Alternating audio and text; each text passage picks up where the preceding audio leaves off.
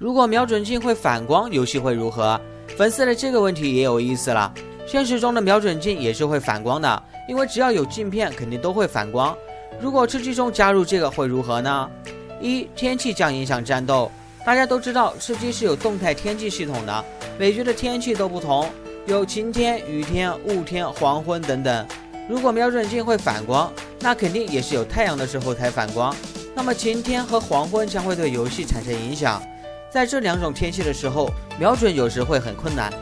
二、远距离战斗会减少。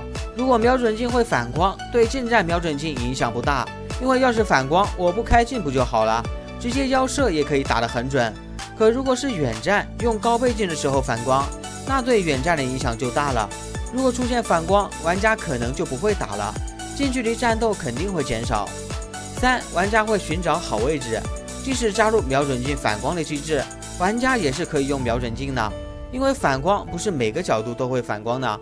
那么资深玩家肯定会寻找好位置在战斗，这样不会影响自己，到时候游戏将变得更难了。小伙伴们，你们觉得这样改如何呢？